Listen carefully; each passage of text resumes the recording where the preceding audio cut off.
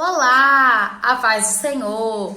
Aqui quem vos fala é Amanda Fernandes e eu venho através desta oportunidade apresentar o meu trabalho sobre Neemias. Vamos lá? O livro de Neemias é o 16º livro da Bíblia.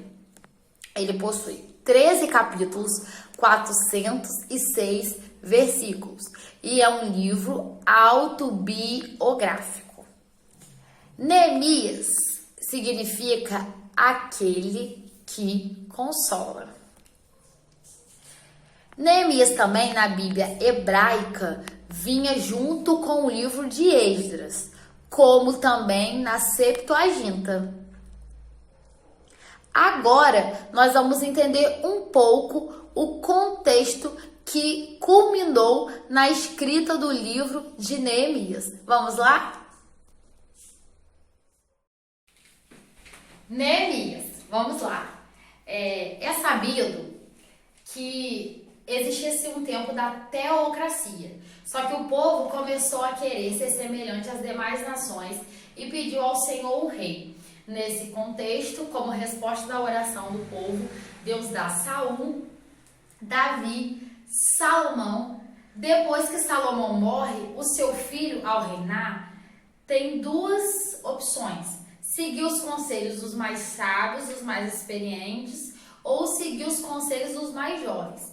O seu filho, então, ouve os mais jovens e isso culmina na divisão do reino. Reino do Norte e Reino do Sul. Antes de entrarmos no Reino do Sul, vamos para o Reino do Norte. Reino do Norte teve 19 reis, 8 dinastias. Foram 209 anos sem ouvir a voz de Deus. E aí vem o chicote de Deus, que é a correção de Deus, que foi a Assíria, em 722 a.C. A Assíria foi utilizada como chicote de Deus. Esses cativos, eles nunca foram restaurados. Em contrapartida, temos o Reino do Sul, 21 reis, uma dinastia davídica. Por quê? Porque existia uma promessa do Senhor feita a Davi, que sempre existiria um de sua descendência no trono. É bem verdade que no percurso, os reinos do Reino do Sul, eles se corrompem, seguindo os maus exemplos do Reino do Norte. Só que ainda assim sempre se levantavam reis que levavam o povo de volta para Deus.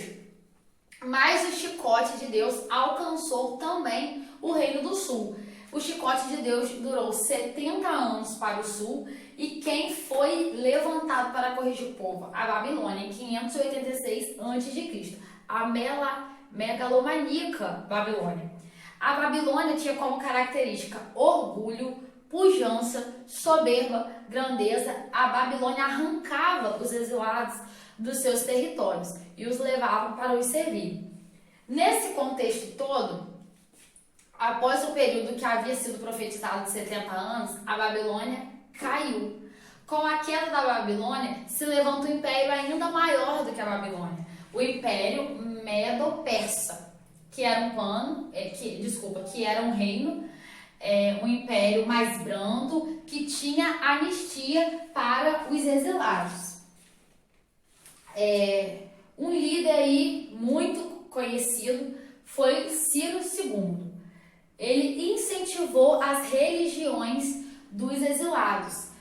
A forma de liderar, de se relacionar dos medo-persas era totalmente diferente em relação à forma de governo dos babilônios. Por exemplo, Ciro, ele incentivava as religiões como, Amanda? Dando meios para o povo reconstruir o templo, permitindo que os exilados voltassem para as suas terras e também concedendo aos exilados objetos sagrados. Vale dizer que a volta do povo para Jerusalém deu-se de 3 formas e em 3 partes. Primeiro, com Zorobabel. Qual foi o foco de Zorobabel, Amanda? Reconstrução do templo. Depois, Esdras. Qual foi o foco? Ensinar a lei. E Neemias, que foi a reconstrução dos muros de Jerusalém. Vale dizer que tanto Esdras como Neemias governo de Artaxerxes.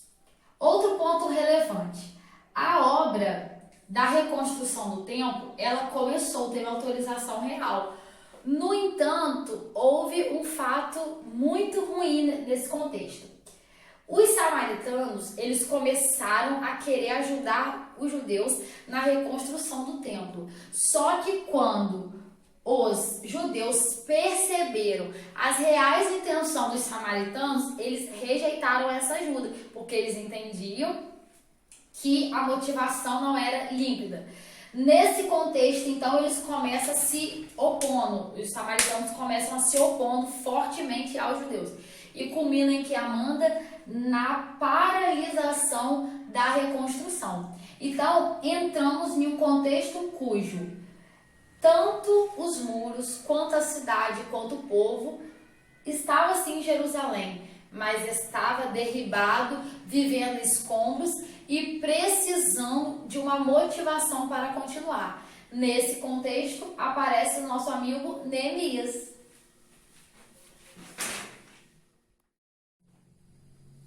Neemias significa aquele que consola. Vale dizer que no tempo do exílio, os judeus aprendiam sobre o seu Deus. Aonde, mano? Nas sinagogas. Nas sinagogas eles aprendiam sobre as leis e sobre os profetas. Quando o povo teve a liberação para voltar para Jerusalém, existiam exilados idosos, que já tinham vivido muito em Jerusalém, mas muitos deles preferiram ficar na Babilônia, e os jovens que foram nascendo no exílio tinham se aculturado. Mas eles voltaram. Devido à oposição dos samaritanos, eles ficaram 120 anos em Jerusalém. E nesse contexto de ficar em Jerusalém, aqueles que desejaram voltar, eles se acostumaram a viver em escombros.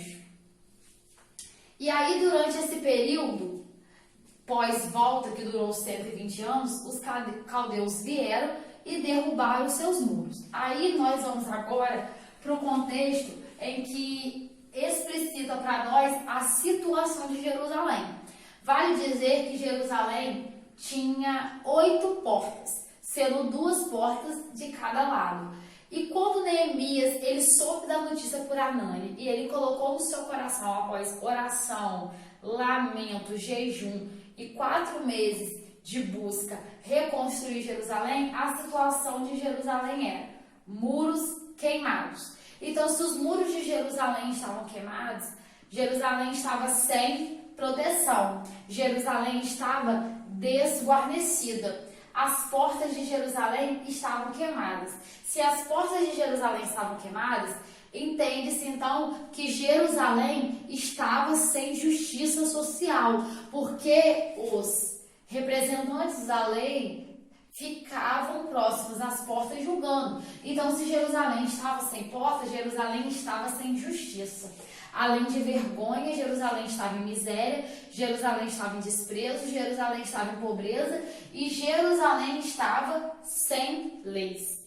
Outro ponto forte em Jerusalém é que os nobres se aproveitaram dos mais pobres e foram comprando aquilo que os mais pobres tinham. Então, era um cenário de escombros, era um cenário de muros derribados e era um cenário onde as pessoas estavam prostradas frente a tantos escombros.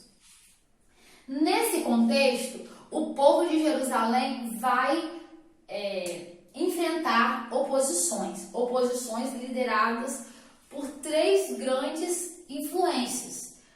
Vale dizer que no início do livro de Neemias a gente vê aparecendo Sambalá e Tobias, e depois no cenário aparece Gesem.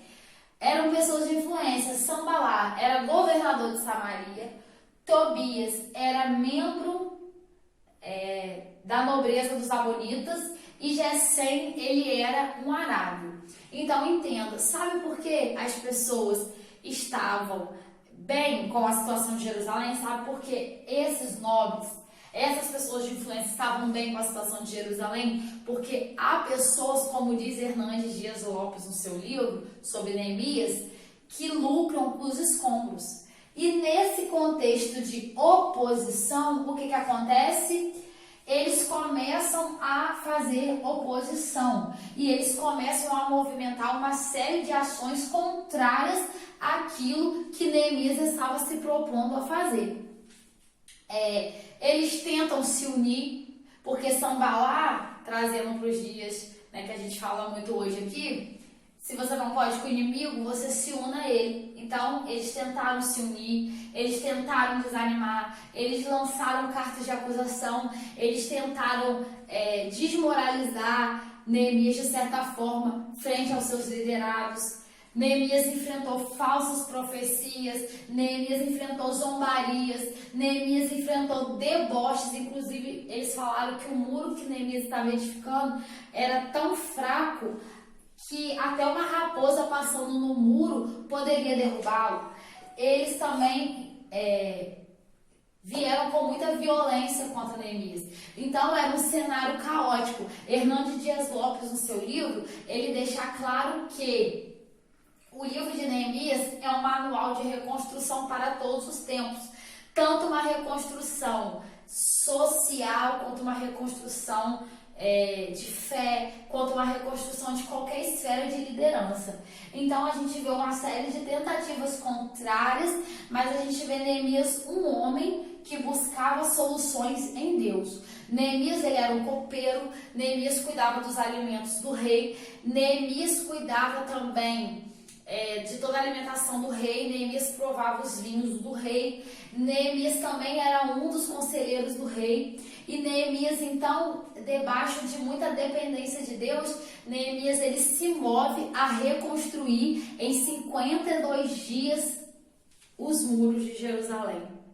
O interessante é que Neemias, ele venceu com muita dependência de Deus. Neemias, ele calculou gastos, Neemias, ele calculou material, Neemias, ele foi um líder que conseguia motivar e influenciar a sua equipe, Neemias, ele foi estratégico, porque a obra ela tinha 52 dias, então Neemias, ele calculou tudo, Neemias calculou inclusive quem colocar em qual posição para trabalhar. Neemias era um líder visionário, líder este que observava as necessidades, observava os pontos fortes e fracos dos seus auxiliadores, e Neemias colocava cada um para liderar próximo da sua casa, para que em caso de guerras e de adversidades, cada um estivesse pronto para defender a sua família, como também para poupar tempo na reconstrução. Então, o livro de Neemias, ele é muito pertinente, porque ele fala de uma série de oposições a algo que precisa ser reconstruído, e nesse contexto todo, com muita dependência de Deus, com muita oração, com muito jejum, com muito discernimento, Neemias, ele consegue cumprir aquilo que o Senhor havia entregado em suas mãos. Lembrei de Mateus Rangel quando eu li no livro de Hernando Dias Lopes, que falou que o conhecimento teológico bíblico de Neemias o salvou, porque quando Neemias ele se viu em um contexto de falsas profecias, quando Neemias se viu em um contexto que tentaram levar Neemias para o templo de forma errada, o conhecimento bíblico que Neemias tinha o livrou. Então esse foi nosso trabalho sobre Neemias, um pouco da história de Neemias, um pouco dos pontos principais de Neemias, e é isso. Beijo, galera. Tchau!